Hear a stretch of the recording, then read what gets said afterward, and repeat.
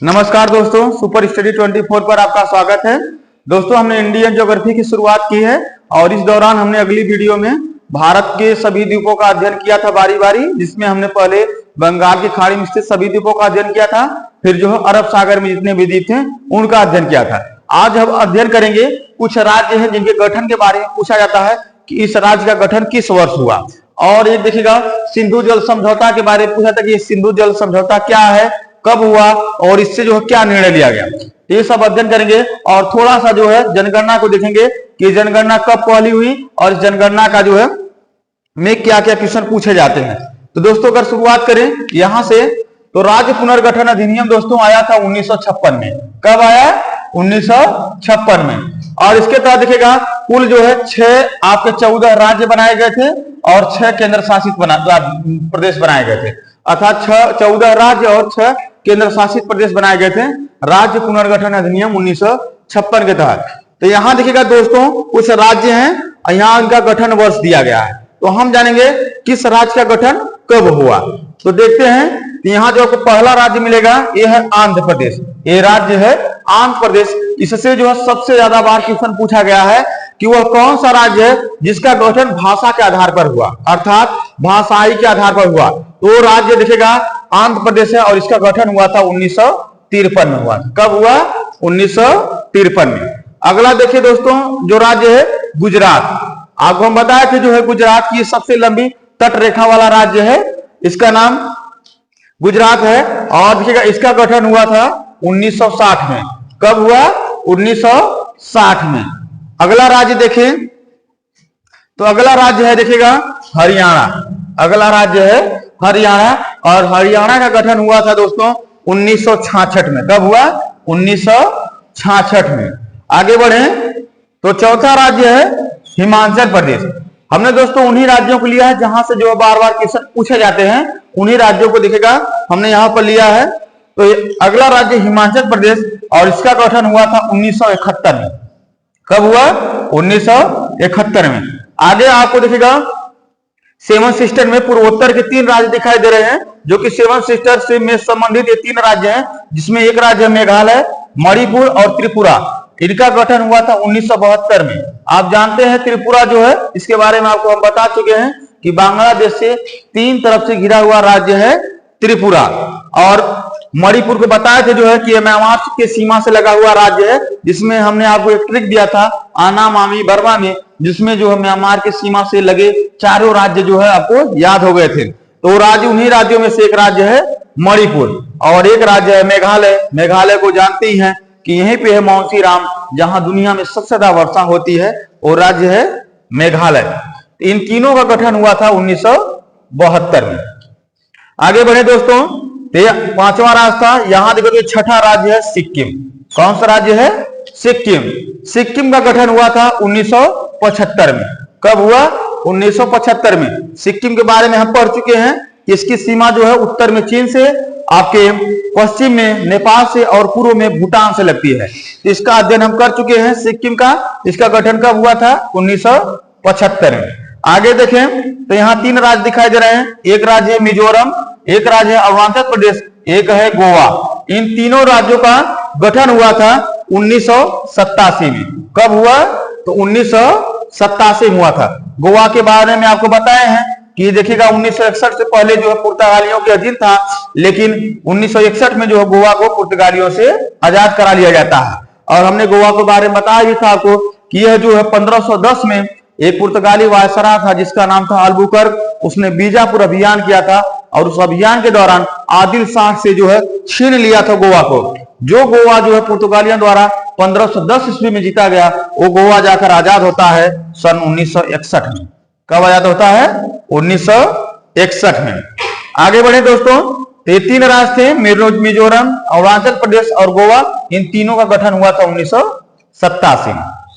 आगे बढ़े तो यहाँ 3 राज्य दिखाई दे रहे हैं। एक राज्य है छत्तीसगढ़, एक राज्य है उत्तराखंड, एक राज्य है झारखंड।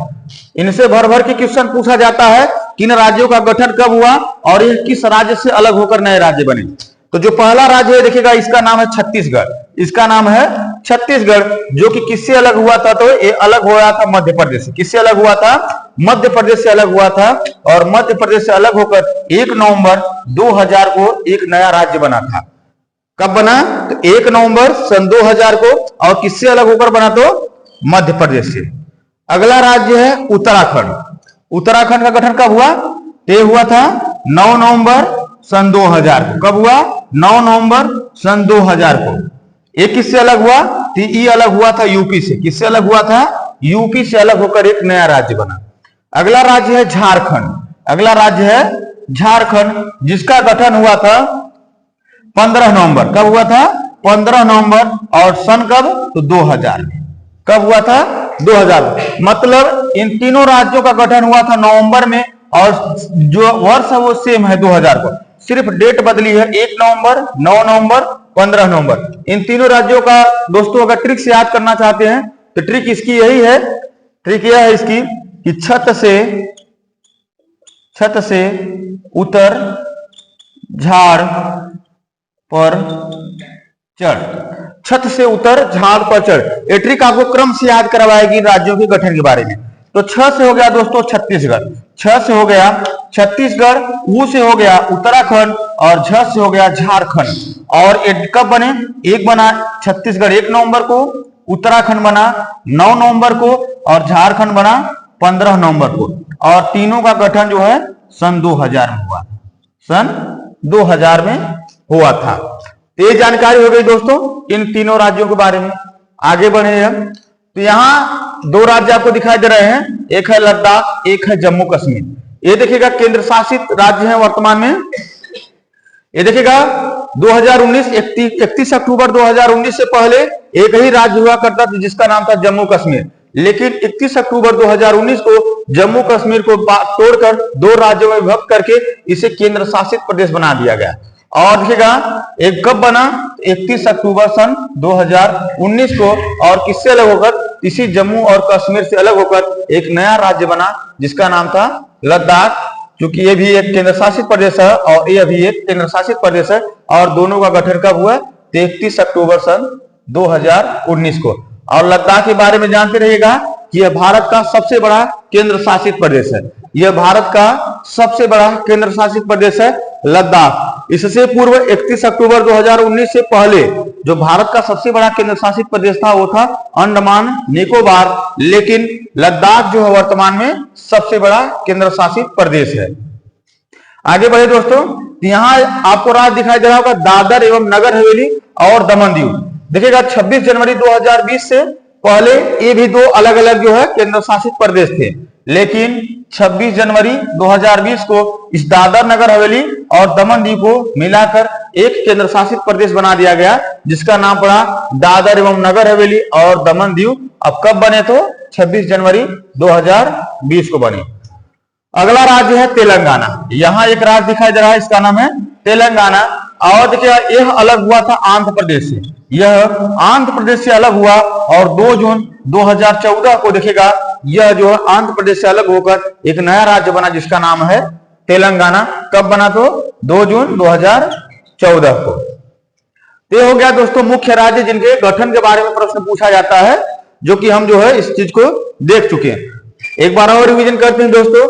आंध्र प्रदेश का गठन कब हुआ, तो 1953 में। किसके आधार पर, भाषा के आधार पर। इसके बाद गुजरात का गठन कब हुआ, तो 1960 में। हरियाणा कब बना, 1966 में।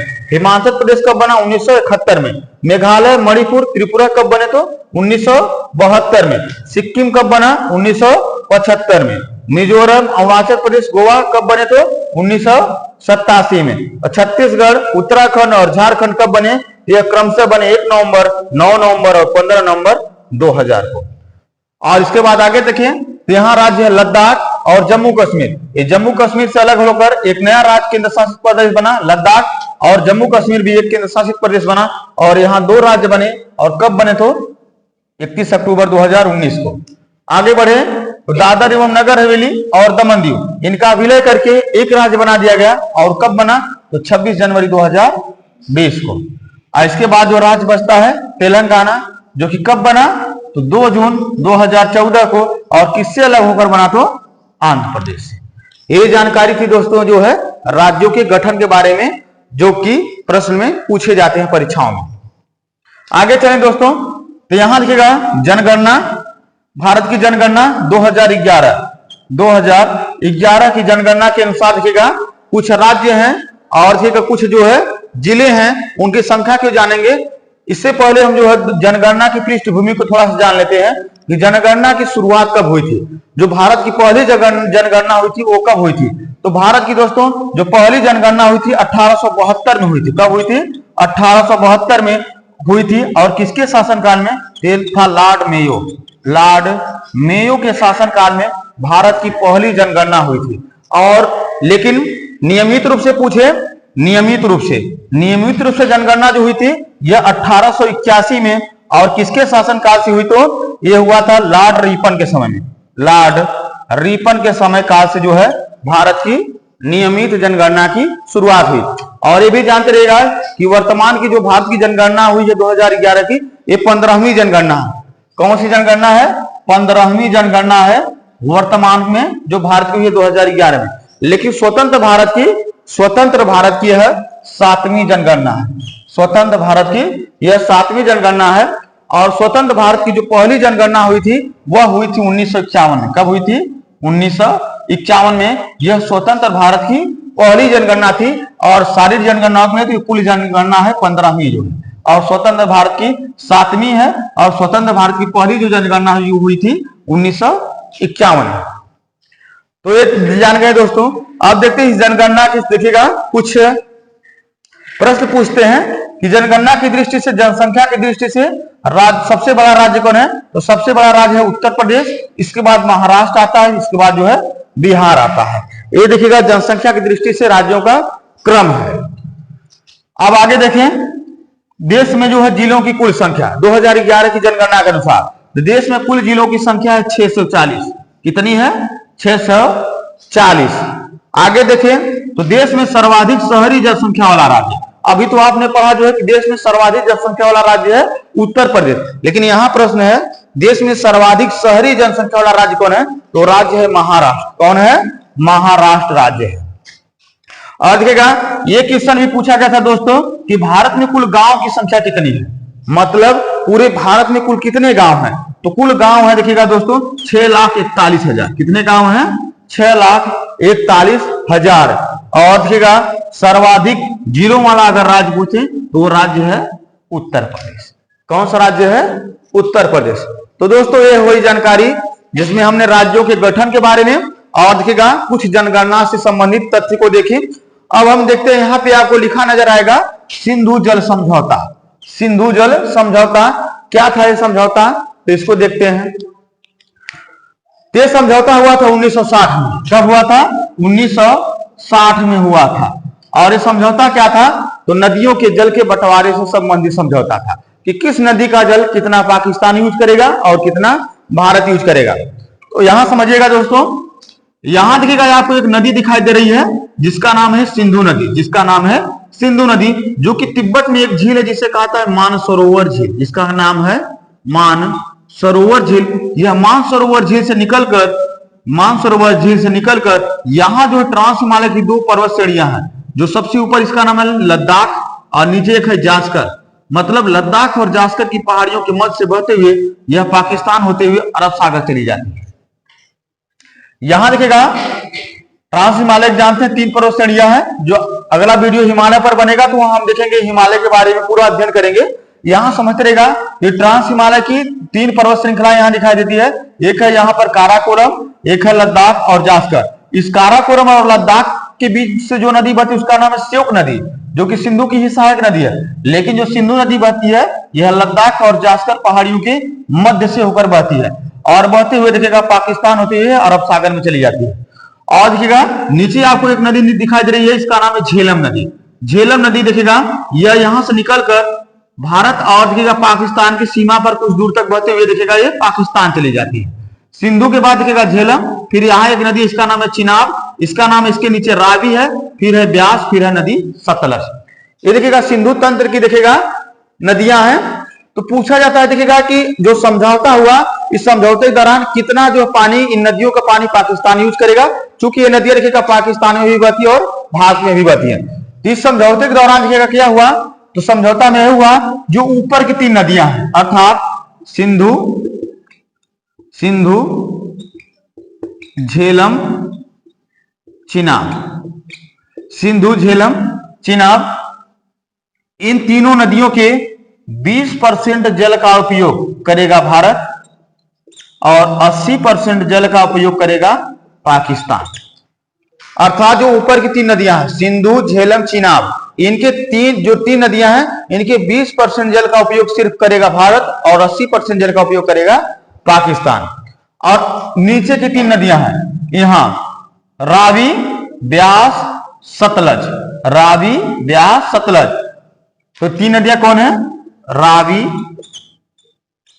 ब्यास और सतलज, रावी, ब्यास, सतलज। इन 3 नदियों के 80% जल का उपयोग करेगा भारत और 20% जल का उपयोग करेगा पाकिस्तान। यह हुआ था समझौता 1960 के सिंधु जल समझौता के अंतर्गत यह समझौता हुआ था। अब जानते हैं यहां जो है एक नदी निकलती है, ये भी देखिएगा, इसका नाम है सतलज नदी। सतलज नदी जो कि ये भी सिंधु में जाकर मिल जाती है। ये सतलज नदी भी देखिएगा निकलती है।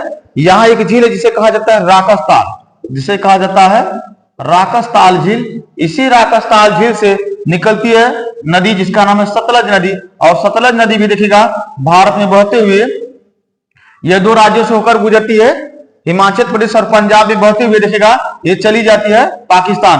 और यही देखिएगा एक नदी निकलती है ब्यास नदी जो कि पाकिस्तान नहीं जाती, ये देखिएगा इससे मिल जाती है भारत में ही। और देखिएगा ये सारा जल लेकर पहुंचती है देखिएगा पाकिस्तान में, यहाँ जगह है मिठानकोट, और ये सब नदियों का जल यहाँ मिलता है और सिंधु नदी सबका जल लेकर चली जाती है अरब सागर। तो दोस्तों हमने समझा जो है सिंधु जल समझौता को समझा, इसके बाद राज्यों के गठन के बारे में समझा, जनगणना के बारे में कुछ तथ्य जाने और किस राज्य का गठन कब हुआ, और देखिएगा यहाँ पे कुछ जिले और भारत में गांवों की संख्या, और देखिएगा सर्वाधिक जिलों वाला राज्य, इस जानकारी हमने समझा। और अब जो देखिएगा दोस्तों वीडियो को यहीं समाप्त करते हैं और देखिएगा मिलते हैं अगली वीडियो में, तब तक के लिए धन्यवाद।